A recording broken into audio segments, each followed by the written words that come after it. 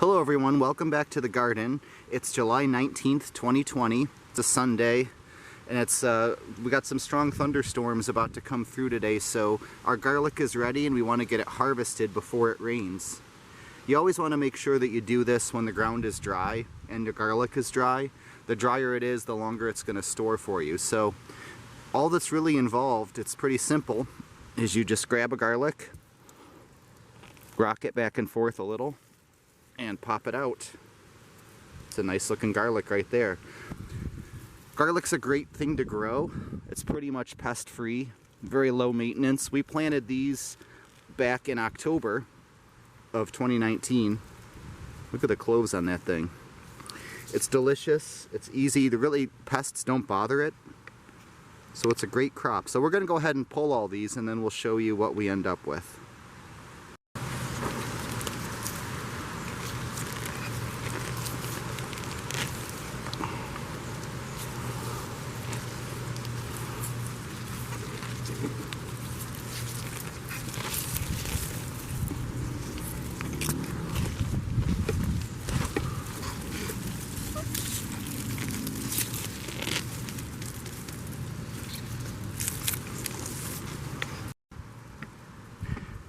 So this is our harvest after we pulled it up. You can see the pile on the left is obviously a little bit bigger. These are two different varieties of garlic. So the one on the left is a German purple variety. The one on the right has a cool story. Behind us used to be a garlic farm, and so this garlic is probably over 100 years old. It's just been saved, planted, and it comes from back there. So we call it Springville garlic because we don't know exactly what variety. It has kind of a pinkish tinge. A little smaller, but still nice cloves, you can see. This German purple is really big. That's about the size of a baseball. So now what we're going to do is we're going to put these in bunches and hang them in the garage for a few weeks till they get really dry, and then you just chop the tops off and store them. So we'll show all that as well. So we have the garlic in the garage, and what we're doing is we're just making bunches of 5. There's no particular number, but you just want them to get a lot of air. So these are bunches of 5. We have them tied up with some string, bunched together. And then we're just going to hang them up in here in the garage for a couple of weeks to dry. Just want somewhere that's going to be low humidity and nice and even temperature. And so garage always seems to work well. We do this for all of our onions every year too. We don't hang the onions, we just lay them on this workbench to dry for a couple weeks. So you want to let them hang till they're very papery, just like the garlic you'd see in the store.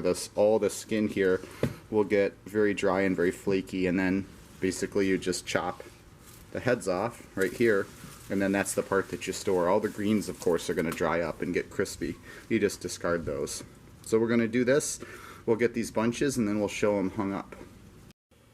So this is the garlic after we put it in bunches and strung it up. So the way we did it was we made bunches of 5 heads, kind of tied them together, and then we kind of strung those through a rope and just hung them from the rafters in the garage here. So we'll let them hang for a couple weeks till they're dry. So it's been about 10 days since we hung the garlic. As you can see, starting to get crispy. What you really want is these outer skins to be papery. Alright, so it's time to process our garlic. And it's been hanging up, as I think I mentioned, for about 6 weeks. And really there's no set time, you just want it to be really dry. You can kind of hear how dry that is. The biggest test, I've already done some of these, is when you take the bulb out. Put your finger right here after you've cut it. If that's hard and dry, almost feels like wood, then you know it's ready. And that's exactly what this is. If it weren't ready, this would still be green and you'd feel some kind of juice in there, some liquid. And that's okay, you just take this inside and use it, but don't cut the rest of them, let them dry. We did that already with a few. You can use this as soon as you pick it, but if you let it cure and dry, the flavor gets more intense and it becomes just more potent. And these will store for a good 6 to 8 months. That's what's great about garlic. So it's easy to grow, easy to process, a lot of fun, and you get a lot. I mean, we've already done all of those. We have all of these plus all of these hanging up still of another variety. And so you're really going to get a lot for your garden space. So what I do with this, because these are really hard, the scissors won't really cut through, so I just use pruning shears. I come in right around there, just leave a little tiny bit of neck. You don't want a ton. I mean, it won't hurt anything, but it just makes it harder when you get into the kitchen to use it. So there, you don't have to do this, but I always trim the roots also, just to make it kind of tidy. Knock most of the dirt off. You know, it's papery. And there is a beautiful clove of garlic ready for storage. Or head of garlic, not clove of garlic. So again, we come in, cut, trim the roots. Again, trimming the roots not necessary, but makes it easier when using the kitchen so you don't get dirt all over the place from the roots when you go to actually use these and cook with them. And into the box. And so we'll just do that. Here's a good example. I just cut this one and you can kind of see the little green ring around it, and if you squeeze, I don't know if that's really coming out if you can see it, but there's a little bit of juice still in there. That's a little blurry. That's okay. This one we'll just take inside and use tonight because we're making pizza anyway. So again, you know, if you cut them and one or two of them are like that, just use those first because they won't store as long. Okay, here's our finished product, our German purples, which we grew many more of, and our Springville garlic, as we call it. This is an old variety that actually used to grow out here behind us. I'll zoom in. Way back in the woods back there, that used to be a garlic farm. And many, many years ago, we're talking 60 to 80 years ago, the man who lived there grew this, and so he gave it to our neighbor 50 years ago. She's lived here over 60 years, and she's just been growing this ever since. And so she gave us some this year, and so we're going to continue the tradition. One of the reasons we grow a lot of heirloom things is we love things with a story. I mean, this is just kind of cool that the provenance of this, you can just look into the backyard, and this is descended from garlic that was planted there probably 1905, 1910 originally, and then many, many years later handed down. So just kind of cool. We don't know what variety it actually is, so we just call it Springville garlic. But I definitely encourage you to grow garlic. It's easy, and so what we'll do in the fall is take the biggest cloves, so like this one here, the biggest head. That's a really nice size one, and these are smaller in general than these. Just you can kind of see the difference between the two, setting them next to each other right there. This is the Springville one, this is the German purple.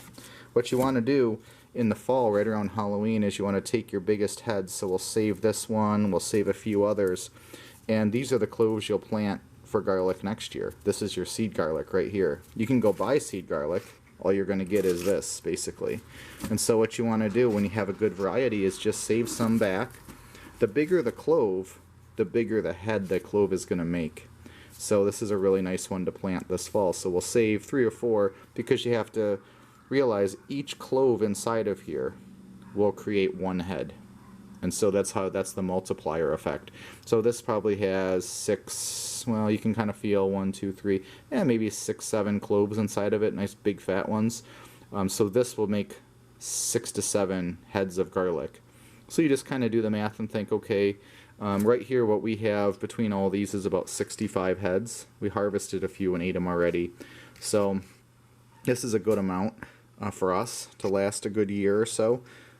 Keep in mind that you'll harvest it in July, so you just have to get from September until July, and then you'll have enough fresh supply again. But basically, you just do the math. Okay, if I want 50 heads of garlic, and if I have cloves of 8, you know, you figure, or if you have 8 cloves per head, then you figure, okay, I want like 6 heads of garlic. I'll save aside for seed, you know, and you'll have about 50-ish heads.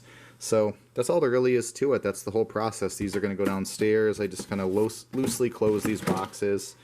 These don't have to be sealed up or anything. Mice, we have 2 cats anyway that are on mouse patrol, but they're not really going to get into these. You just don't want them to have light get to them really. And so what we'll do is we'll just put them in the root cellar, kind of loosely close them, put them in the dark, kind of in a back shelf, and just let them sit there, and that's it, and bring them up to the kitchen as needed. So thank you for watching our garlic harvest video. If you enjoy our videos, please subscribe, and happy gardening.